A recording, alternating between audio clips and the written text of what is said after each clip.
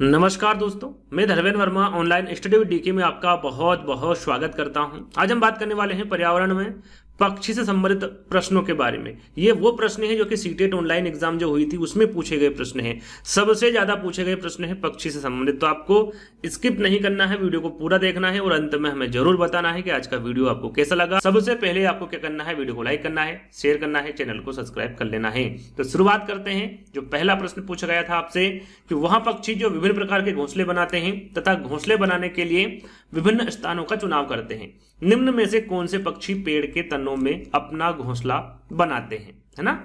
यहां पर सीधा सीधा पूछा गया है, आपको उस पक्षी के बारे में बताना है जो पेड़ के तनों में अपना घोंसला बनाते हैं।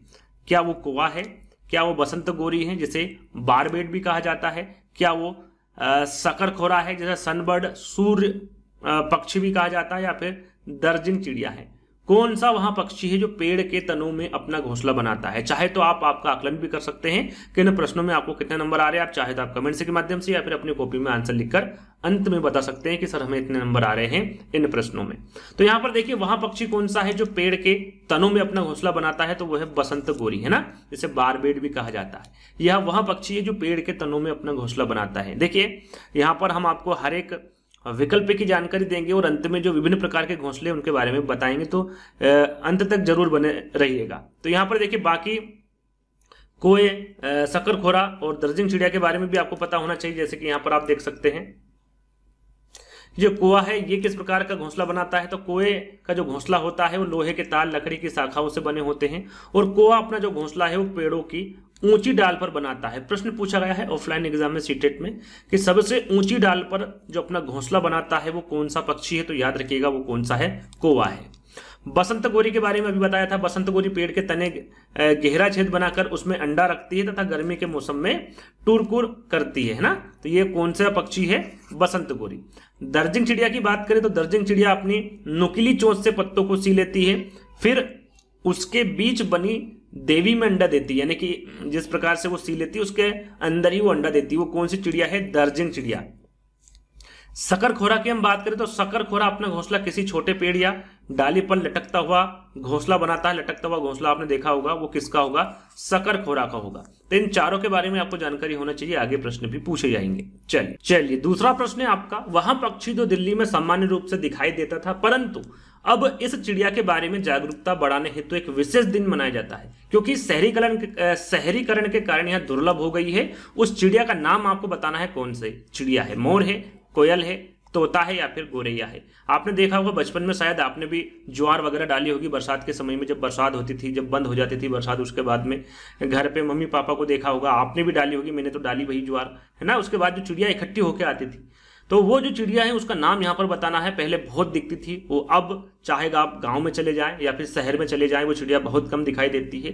तो उस चिड़िया के बारे में जागरूकता बढ़ाने के लिए एक विशेष दिन मनाया जाता है, उसके बारे में आपको बताऊंगा। पहले चिड़िया का नाम जान लेते हैं। चिड़िया का नाम है गोरैया, है ना। गोरैया दिवस मनाया जाता है, विश्व गोरैया दिवस। तो वो कब मनाया जाता है, तो वो 20 मार्च को मनाया जाता है। कब मनाया जाता है, 20 मार्च को। आगे बात करेंगे, तो याद रखिएगा गोरैया आपका सही आंसर होगा। तो यहां पर आप देख सकते हैं कि 20 मार्च को विश्व गोरैया दिवस मनाया जाता है। पहली बार कब मनाया गया था, तो पहला विश्व गोरैया दिवस 2010 को मनाया गया था। कब, 2010, 20 मार्च 2010 को मनाया गया था पहला विश्व गोरैया दिवस। चलिए तीसरा प्रश्न है आपका, निम्न में से किन पक्षियों की चोंच में छानने की प्रणाली होती। छानने की प्रणाली यानी कि निषयंदन प्रणाली, है ना। चाहे निषयंदन प्रणाली कह लीजिए या फिर छानने की प्रणाली कह लीजिए। वो कौन से पक्षी होते हैं जिनकी चोंच में छानने की प्रणाली यानी कि निषयंदन प्रणाली होती है। फ्लेमिंगो हंसावर है, रोबिन यूरोपियन छोटी चिड़िया है, मेकाओ लंबी पूंछ का तोता है या फिर गोरैया है। तो यहां पर ध्यान दीजिएगा, वहां पक्षी, सभी पक्षियों की बात हो रही है यहां पर, वहां पक्षी जो अपना भोजन जल पर रहकर करते हैं या फिर जल में करते हैं, उनकी चोंच में छानने की प्रणाली होती है। याद रखिएगा, है ना।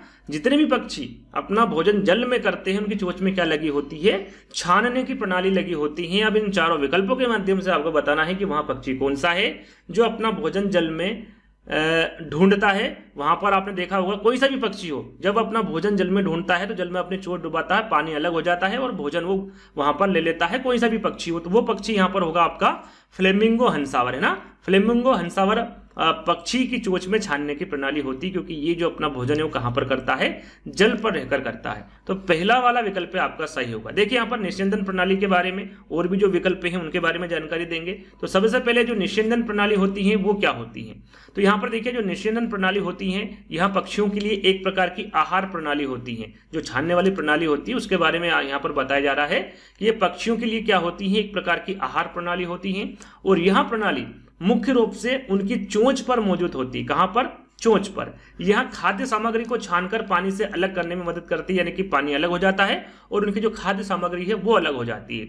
और यह निस्यंदन प्रणाली मुख्य रूप से पक्षियों में मौजूद होता है जो जल निकायों पर भोजन करते हैं। जैसे कि मैंने अभी बताया, जल पर रहकर यानी कि जल निकायों पर जो भोजन करते हैं उनमें, उन पक्षियों में ये मौजूद होती है। और छानने के उद्देश्य से पक्षियों की चोंच मुख्य रूप से कैसी होती है, यदि पूछा जाता है कि छानने के उद्देश्य से पक्षियों की चोंच मुख्यतः किस रूप की होती है, तो याद रखिएगा वो सपाट होती है और चौड़ी होती है। सपाट और चौड़ी किन कौन से पक्षियों की होती हैं, जो छानने के उद्देश्य से अपना भोजन ढूंढते हैं ना। तो यहां पर ध्यान दीजिएगा, इस पॉइंट को इंपोर्टेंट है। आगे हम बात करते हैं हंसावर की। जैसे कि हमने विकल्प में आपको बताया था, आंसर आपका हंसावर। तो हंसावर के पास जो चोंच होती है वो कैसी होती है, सपाट और चौड़ी होती हैं। और ये जल निकायों पर भोजन करते हैं, इसलिए इनके पास क्या होता है, छानने की जो प्रणाली होती है वो इनके पास होती है, इनकी चोंच में होती है। यहां पर देखिए रोबिन यूरोपियन छोटी चिड़िया है ना, इंग्लिश में क्या कहते हैं इसको, रोबिन कहते हैं, और हिंदी में यूरोपीय छोटी चिड़िया कहते हैं। तो इसकी जो चोंच होती है, चोंच के बारे में पूछा जाता है अधिकतर। अभी जो सीटेट एग्जाम हाल ही में आपकी ऑनलाइन एग्जाम हुई थी उसमें पूछा गया था, चोंच के बारे में तो पता होना चाहिए। तो रोबिन यानी कि जो यूरोपियन छोटी चिड़िया है, इसकी चोंच कैसी होती है, तो पतली और सीधी होती है। और ये किसको खाती है, तो ये कीड़े को खाती है, इसलिए इन्हें निस्यंदन प्रणाली की आवश्यकता नहीं होती है ना, क्योंकि ये किसको खाती है, कीड़ों को खाती है, डायरेक्ट खा लेती है, पानी से उठाकर खाने की इनको आवश्यकता नहीं है। आगे हम बात करेंगे मेकाओ, लंबी पूंछ का तोता। विकल्प में था, 4 विकल्प थे जिसमें मेकाओ, लंबी पूंछ का तोता और गोरिया भी था। तो जो लंबी पूंछ का तोता है वो इस प्रकार की जो प्रजातियां होती हैं वो छोटी और घुमावदार चोंच होती है। चोंच के बारे में पूछे लंबी पूंछ के तोते की, तो इनकी जो प्रजाति होती है उनकी कैसी चोंच होती है, छोटी और घुमावदार होती है। और यह अपने भोजन के प्रयोजनों के लिए फलों को तोड़ने में मदद करता है। कैसे वो जो चोंच होती है वो किस में मदद करती है, फलों को तोड़ने में मदद करती है, इसलिए इन्हें भी निस्यंदन प्रणाली की आवश्यकता नहीं होती है। गोरैया की हम बात करें तो गोरैया इस प्रजाति की छोटी शंकु के आकार की चोंच होती है। किस प्रकार की चोंच होगी इनकी, छोटी शंकु के आकार की चोंच होती है। और ये मुख्य रूप से बीज खाते हैं। मुख्य रूप से क्या खाते हैं गोरैया, बीज खाते। जैसे कि मैंने गोरैया के बारे में आपको बताया था, आपने बचपन में डाला होगा है ना, ज्वार वगैरह गेहूं जो भी आपके घर में खिलाने के लिए होगा वो आपने डाला होगा और देखा होगा गोरैया को। तो इसलिए इन्हें भी निस्यंदन प्रणाली की आवश्यकता नहीं होती है। किसको होती है, फ्लेमिंगो हंसावर को होती है, जो कि जल में अपना भोजन को ढूंढती है, इसलिए इनको जो छानने की प्रणाली है इनके अंदर होती है। और कहां पर होती है, चोंच में होती है। चलिए अगला प्रश्न है आपका, निम्नलिखित में से कौन सा सबसे छोटा प्रवासी पक्षी है जो उत्तर ध्रुवीय क्षेत्र से भारत आया था। देखिए सबसे छोटा पक्षी के बारे में आपको बताना है। सीख पर बदक जिसको हम पिनटेल डक कहते हैं, छोटी मत्स्य कुर्री जिसे आस्प्रे कहा जाता है, हंसावर, फ्लेमिंगो या फिर छोटी जल रंक जिसे स्टिड भी कहा जाता है। तो यहां पर देखिए सबसे छोटा प्रवासी पक्षी के बारे में पूछा गया है, तो वो होगा आपका छोटी जल रंक स्टिड। ये सबसे छोटा प्रवासी पक्षी होता है और इसका वजन कितना होता है, तो इसका वजन होता है 15 ग्राम। लगभग है ना, लगभग 15 ग्राम का होता है मात्र ये। और आर्कटिक क्षेत्र से भारत पहुंचने के लिए कितने किलोमीटर से अधिक की यात्रा करता है, तो ये करता है आपका 8000 किलोमीटर, जैसा कि यहां पर मैंने लिखा भी है, आप देख सकते हैं। तो सबसे छोटा प्रवासी पक्षी कौन सा है, छोटे जल रंग के हैं। इसका वजन कितना होता है, 15 ग्राम लगभग होता है।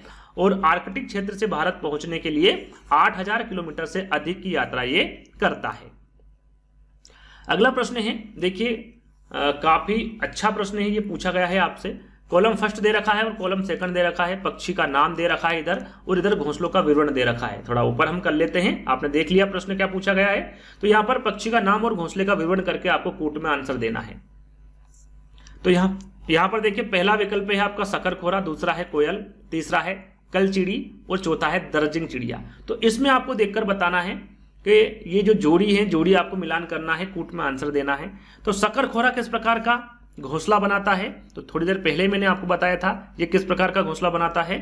छोटे पेड़ की डाली पर लटका घोंसला, इसमें बाल, बारीक घास, पतली टहनियां, सूखे पत्ते, कपड़े के चिथड़े आदि होते हैं। तो इस प्रकार का जो घोंसला है वो कौन बनाता है, शकरखोरा बनाता है। तो यहां पर हम देख लेते हैं ए का क्या होगा आपका 4 नंबर है ना। बी का क्या होगा, कोयल कैसा अपना घोंसला बनाती है, तो कोयल जो होती है अपना घोंसला स्वयं नहीं बनाती है। आपने देखा होगा कोयल अपना घोंसला नहीं बनाती है, कौवा इस पक्षी के लिए घोंसला बनाता है जिसमें यह अंडे देती है। जब कौवा नहीं होता है उस बीच में कोयल अपना अंडा, इसका जो घोंसला होता है कौवे का, उसमें रख देती है और वो पालन पोषण कौन करता है, कौवा करता है। तो कोयल जो है वो अपना घोंसला नहीं बनाती है। तो बी में क्या आएगा आपका फर्स्ट। सी में देखते हैं, सी यानी कि कलचिड़ी। कलचिड़ी अपना घोंसला कैसा बनाती हैं, 4 विकल्प यहां पर हैं, देख सकते हैं आप। तो जो कलचिड़ी है ये अपना घोंसला बनाती है सड़क के किनारे, पत्थरों के बीच घोंसला, उसके ऊपर पौधों की टहनियां, जड़ें, बाल, रुई बिछी होना चाहिए। इस प्रकार का घोंसला कौन बनाती है, कलचिड़ी बनाती है। तो तीसरे में आप यहां पर सेकंड लिख सकते हैं। और दर्जिंग चिड़िया, दर्जिंग चिड़िया अपना घोंसला कैसा बनाती है, तो यहां पर एक विकल्प बचा मात्र आपका। झाड़ी पर 2 पत्तों को नुकीली चोंच से सीकर बनाया गया घोंसला किसका होता है, दर्जिंग यानी दर्जी है ना। यहां से आप पता कर सकते हैं दर्जिंग, इसलिए इनका नाम पड़ा दर्जी से है ना, जैसे दर्जी सिलता है ना, ऐसे ही ये जो पत्ते होते हैं उनको आपस में जोड़ देती हैं, सी देती हैं। तो झाड़ी पर 2 पत्तों को नुकीली चोंच से सीकर बनाया गया घोंसला किसका होता है, दर्जिंग चिड़िया का होता है। तो डी में आप क्या लिखेंगे, तीसरा नंबर लिखेंगे। तो 4 1 2 3 देखते हैं कहां पर है ये, 4 1 2 3 है ना, 4 1 2 3 यहां पर आंसर भी लिखा हुआ है। तो 4th वाला विकल्प आपका यहां पर बिल्कुल सही होगा। चलिए आगे बढ़ेंगे। अगला प्रश्न है आपका छठा। पक्षियों की उस प्रजाति का नाम आपको बताना है जिसमें नर पक्षी अनेक सुंदर घोंसले बनाता है और मादा पक्षी उनमें से केवल एक घोंसला चुनता है और उसमें अंडे देता है। यानी कि एक जो पक्षी होता है, जो नर पक्षी होता है, वो अनेक घोंसले बनाता है, यानी कि कितने भी घोंसला बनाए, लेकिन उसमें से जो मादा पक्षी है उसको जो घोंसला पसंद आता है, जो सुंदर घोंसला होता है, उसको वो चुनती एक घोंसले को और उसी में वो अंडा देती है। तो वहां कौन सा पक्षी है, कलचिड़ी है, शकरखोरा है, दर्जिंग चिड़िया है या फिर बया वीवर है ना। तो वहां पक्षी कौन सा होगा, आप भी आंसर दे सकते हैं। राइट आंसर आपका होगा यहाँ पर वीवर पक्षी, जिसे बया पक्षी भी कहा जाता है। ये पक्षी एकमात्र ऐसा पक्षी होता है जो वीवर में नर पक्षी होते हैं, वो अनेक घोंसले बनाते हैं सुंदर सुंदर है ना। उसमें से जो मादा पक्षी को पसंद आता है, जो अधिक सुंदर होता है, उसमें वो अंडे देती हैं, यानी कि एक ही घोंसले में अंडे देती है। बाकी के जो घोंसले होते हैं वो ऐसे ही पड़े रहते हैं, उसमें किसी प्रकार के अंडे वो नहीं देती है। तो वो कौन सा पक्षी है, बया यानी कि वीवर पक्षी है। जैसे कि यहां पर आप देख सकते हैं कलचिड़ी उसमें विकल्प में था। बाकी जो विकल्प हैं यानी कि 4 विकल्प थे, जिसमें हमने शकरखोरा के बारे में आपको बता दिया, दर्जिंग चिड़िया के बारे में बता दिया था, कलचिड़ी के बारे में नहीं बताया था। तो कलचिड़ी के बारे में देख लीजिए। कलचिड़ी इंडियन रोबिन इसको कहा जाता है। यहाँ अपने अंडे पत्थरों के बीच बने घोंसले में देती हैं। इसका घोंसला घास का बना होता है। इसके ऊपर नाजुक टहनी, जड़े, ऊन, बाल, रुई बिछी होती, जैसे कि अभी जो आपको कूट में आंसर देना था, सही जोड़ी मिलान करनी थी, उसमें भी हम बता चुके हैं। तो कलचिड़ी आए तो आपको पता होना चाहिए कि यहाँ अपने अंडे किस में देती है, पत्थरों के बीच में बने घोंसले में देती है। चलिए आगे बात करें 7वें प्रश्न की। तो यहां पर पूछा गया है कि उस पक्षी का नाम आपको बताना है जिसकी आंखें मानवों की तरह सामने की तरफ होती है ना। सरल सा है, सभी को पता होगा, चील है, बाज है, गिद्ध है या फिर उल्लू है। तो सही आंसर आपका क्या होगा यहां पर, उल्लू है ना। जो उल्लू की आंखें होती हैं वो किस प्रकार होती है, मानवों की तरह सामने की तरफ होती हैं। और ये अपनी गर्दन कितनी डिग्री तक घुमा लेते हैं, तो यहां पर लिखा हुआ है, देख सकते हैं आप। तो उल्लू जो होता है, उल्लू के सिर के सामने की तरफ आंखें होती, जैसे कि प्रश्न में लिखा हुआ था। और उल्लू अपनी गर्दन को कितनी डिग्री तक घुमा सकता है, तो ये 270 डिग्री, कितना 270 डिग्री तक घुमा सकता है। उल्लू। तो यदि डिग्री में पूछे तो 270 आपको याद रखना है। बाज, चील और गिद्ध की हम बात करें तो इन पक्षियों के सिर के किनारों पर आंखें होती हैं। देखिए सामने किसकी आंखें होती, उल्लू की होती है। लेकिन यदि आपसे पूछा जाता है कि वह पक्षी कौन सा है जिनके सिर के किनारों पर आंखें होती हैं, तो वो बाज है, चील है और गिद्ध है ना। ये तीनों पक्षी ऐसे होते हैं जिनके सिर के किनारों पर आंखें होती हैं। तो इसके बारे में भी आपको जानकारी होना चाहिए। चलिए अगला प्रश्न है, 3 पक्षियों का वह समूह जिसका प्रत्येक सदस्य वस्तुओं को हमारी तुलना में 4 गुना अधिक दूरी स्पष्ट देख सकता है। जो वस्तु हमें 2 मीटर की दूरी से दिखाई देती है उसे ये पक्षी 8 मीटर दूरी से देख लेते हैं, वो कौन सा। देखिए ये प्रश्न ऑफलाइन में भी पूछा गया है और ऑनलाइन में भी पूछा गया प्रश्न है और इसके बारे में आपको सभी को पता होगा। यहाँ पर जितने भी ये प्रश्न देख रहे हैं सभी को इसका आंसर पता होगा जहां तक मुझे लगता है। बाज है, कौवा है, कबूतर है, बाज, चिल, गिद्ध है, कबूतर, तोता, चील है, कौवा, चिल, बुलबुल है। तो यहाँ पर ज्यादा समझाने की आवश्यकता नहीं है, सही आंसर आपको पता होगा। वो बाज है, चील है और गिद्ध है। यानी कि जो वस्तु हम 2 मीटर से देख सकते हैं वो ये तीनों जो पक्षी वो 8 मीटर से भी आसानी से उसको देख सकते हैं। चलिए जैसा कि यहां पर आंसर मैंने बताया बाज, चिल, गिद्ध है ना। और नवा प्रश्न है आपका, अपनी गर्दन को झटके से आगे पीछे कर सकने वाला पक्षी कौन सा है। कबूतर है जिसको कपोत भी कहते हैं, तोता है, उल्लू है या मैना है। ये पूछा गया प्रश्न है और काफी बच्चों ने इसका सही आंसर भी दिया था और काफी ने गलत भी दिया था। झटके से आगे पीछे कर सकने वाला पक्षी कौन सा है, तो वो होगा आपका मैना। याद रखिएगा है ना, मैना ऐसा पक्षी है जो अपनी गर्दन को झटके से आगे पीछे कर सकता है। चलिए यहां पर आंसर लिखा हुआ है ना। और अगला प्रश्न आपका 10वां, अपनी गर्दन को पीछे तक घुमा सकने वाला, आगे पीछे वाला कौन सा पक्षी, वो मैना है। लेकिन अपनी गर्दन को पीछे तक घुमा सकने वाला पक्षी कौन सा है, 270 डिग्री मैंने आपको बताया था अभी है ना। वो कौन सा पक्षी, कबूतर है, तोता है, उल्लू है या फिर मैना है, तो कौन सा होगा, उल्लू होगा। ये प्रश्न भी सीटेट एग्जाम में पूछा गया है। तो 2 तरीके से ये प्रश्न पूछा गया है, तो याद रखिएगा अपनी गर्दन को पीछे तक घुमा सकने वाला पक्षी उल्लू है और आगे पीछे करने वाला जो पक्षी होगा वो मैना होगी। चलिए झटके से आगे पीछे करने वाली जो पक्षी होगी वो कौन सी होगी, मैना होगी। चलिए अगला प्रश्न है आपका, एक छोटे से पेड़ या झाड़ी की शाखा से लटकने वाला घोंसला बनाने वाला पक्षी कौन सा है। एक छोटे से पेड़ पर आपने देखा होगा झाड़ी की शाखा पर लटकने वाले जो घोंसले होते हैं वो कौन सा पक्षी बनाता है। सूर्य पक्षी, शकरखोरा बनाता है, कौवा बनाता है, बसंत गोरी बनाता है जिसे बारबेट भी कहा जाता है, या फिर भारतीय रोबिन कल चिड़िया बनाती है। यहां पर आपको बताना है कि वहां कौन सा पक्षी है जो अपना घोंसला लटकने वाले घोंसले बनाने वाला पक्षी के बारे में आपको बताना है। तो वो होगा आपका सूर्य पक्षी जिसे शकरखोरा भी कहा जाता है या फिर सनबर्ड भी कहा जाता है। तो पहला वाला विकल्प आपका सही होगा। चलिए अगला प्रश्न है, पक्षियों की एक स्पीसीज जिसको हम प्रजाति कहते हैं ना, पक्षियों की एक प्रजाति ऐसी है जिसका नर पक्षी सुंदर सुंदर घोंसले बनाते हैं। अभी हमने इसका आंसर दिया था, यह प्रश्न 2 बार पूछा गया है ना। तो मादा पक्षी उन सभी घोंसले लिखे हुए हैं, घोंसलों को देखती है, उनमें से वहां उसे चुनती है जो उसे सबसे अच्छा लगता है और उसी में वो अंडे देती है। पक्षियों की इस स्पीसीज यानी कि प्रजाति का नाम बताइए। तो यहाँ पर 4 विकल्प पढ़ने की आवश्यकता नहीं है, थोड़ी देर पहले ही मैंने इसका आंसर बताया था। कौन सा पक्षी होगा, बया यानी कि वीवर पक्षी होगा। सेकंड वाला विकल्प आपका सही होगा। चलिए अगला प्रश्न है आपका और अंतिम प्रश्न है। टोटल 13 प्रश्न पूछे गए थे सीटेट ऑनलाइन एग्जाम में। यहां पर देखिए जितनी भी चोंच के बारे में बताया इनके बारे में बताया जाएगा और अंत में जितने भी इंपोर्टेंट घोंसले हैं उनके बारे में एक बार फिर से आपका रिवीजन करवाया जाएगा। तो पूरा इस वीडियो को देखना है। किस प्रकार के पक्षी की चोंच मीट को काटने और खाने के काम आती है, उस पक्षी की चोंच के बारे में आपको बताना है जो मीट को काटने और खाने के काम आती है। तिकोने आकार की चोंच है, सीधी और पतली चोंच है, हुक जैसी चोंच है या फिर लंबी पतली सुई जैसी चोंच है। तो यहाँ पर देखिए मीट को काटने और खाने के काम आती है। इस प्रकार की चोंच कौन से पक्षी में होती है और किस प्रकार की चोंच होती है, तो वो हुक जैसी चोंच होती है। किस प्रकार की, हुक जैसी चोंच होती है। और किस में होती है, ये बाज में हो सकती है, होती है ना, हो सकती नहीं, बाज में होती है, गिद्ध में भी हो सकती है ना। और भी जो पक्षी है जो मीट को खाते हैं उनकी जो चोंच होती है वो किस प्रकार की होती है, हुक जैसी चोंच होती है। आगे आप देख सकते हैं मैंने लिखा हुआ है यहाँ पर कि जो हुक जैसी चोंच होती है वो बाज के पास इस प्रकार की चोंच होती है। यह मांस को फाड़ने और तोड़ने में मदद करती है। और शिकारी पक्षियों की चोंच ऐसी ही होती, जितने भी शिकारी पक्षी हैं उनकी चोंच कैसी होती है, हुक जैसी चोंच होती है। यहाँ पर तिकोने आकार की चोंच भी विकल्प में था, तो तिकोने आकार की चोंच किसकी होती है, गोरैया की ऐसी चोंच होती है। गोरैया आपने देखी होगी तो उसकी चोंच कैसी होती है, तिकोने आकार की चोंच होती है। यहाँ एक छोटी और मजबूत चोंच होती है, यहाँ उन्हें खुले बीजों को तोड़ने की अनुमति देती है। आपने देखा होगा गोरैया को उनकी चोंच कैसी होती है, तिकोने आकार की चोंच होती है और मजबूत होती, छोटी होती है।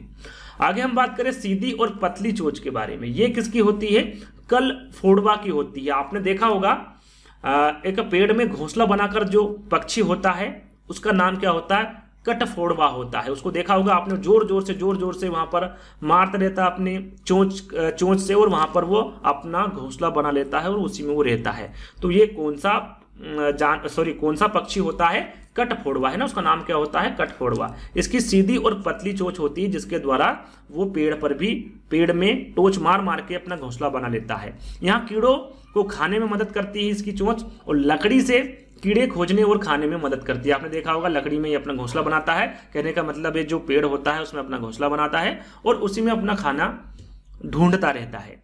बात करें आगे लंबी पतली सुई जैसी चोंच, तो लंबी पतली सुई जैसी चोंच किसकी होती, मरमर पक्षी, जिसे गुंजन पक्षी भी कहा जाता है, इंग्लिश में हमिंग बर्ड कहा जाता है। इसकी चोंच कैसी होती है, लंबी होती है, पतली होती है और सुई जैसी होती है। हमिंग बर्ड से की है ना, तो ये कौन सा पक्षी है, हमिंग बर्ड से, जिसे मरमर पक्षी भी कहा जाता है, गुंजन पक्षी भी कहा जाता है। चलिए अब यहाँ पर हम पक्षियों के घोंसले के बारे में थोड़ी सी जानकारी दे देते हैं, क्योंकि सभी पक्षियों के बारे में हमने वहां पर नहीं बताया था।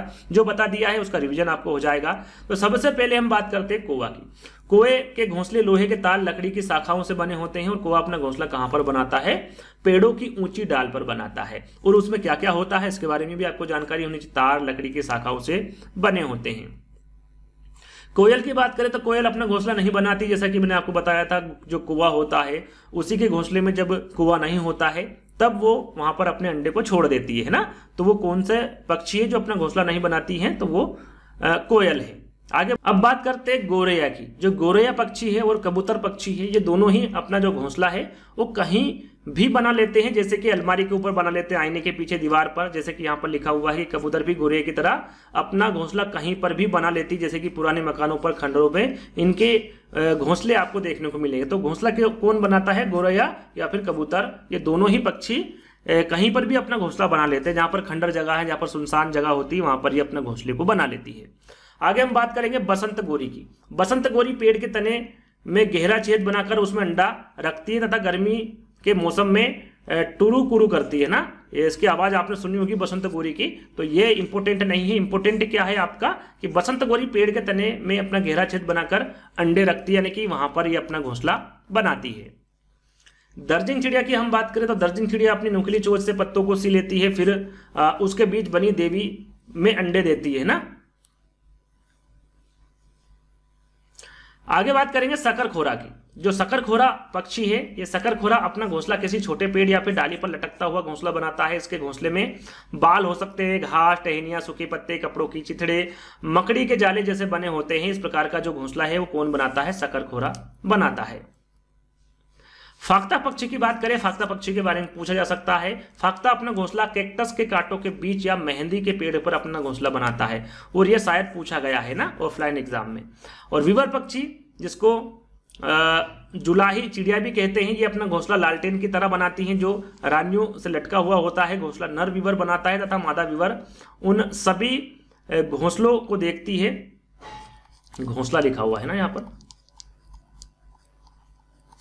घोंसलों को देखती है, उनमें से जो उसे सबसे अच्छा लगता है उसमें वो अंडे देती है। जैसे कि थोड़ी देर पहले बताया था वो पक्षी कौन सा है, वीवर पक्षी। बहुत सारे घोंसले नर पक्षी द्वारा बनाए जाते हैं, और मादा पक्षी द्वारा जो सुंदर घोंसला होता है उसको चुनना होता है और उसमें वो अंडे देती है। आगे हम यहाँ पर बात करें कलचिड़ी। कलचिड़ी के बारे में आपको बता चुका हूँ, इंडियन रोविन कहते हैं। यहाँ अपने अंडे पत्थरों के बीच बने घोंसले में देती है। इसका घोंसला घास का बना होता है और इसके ऊपर नाजुक टहनी, जड़े, ऊन, बाल, रुई बिछी होती है। इस प्रकार का घोंसला कौन बनाता है, कलचिड़ी बनाती है। अब बात करते हैं मैना की। देखिए मैना के बारे में थोड़ी देर पहले बताया था कि यहाँ झटके के साथ अपनी गर्दन आगे पीछे करती है, वहां पक्षी कौन सा है? मैना। और उल्लू पेड़ के किसी खोखले भाग में ही अपना घोंसला बना लेता है, जो खोखला भाग दिखता है उसमें अपना घोंसला बना लेता है, वो कौन सा पक्षी है? वो है उल्लू। और अपनी जो गर्दन है वो काफी हद तक पीछे घुमा लेता है, और कितना डिग्री तक घुमा लेता है?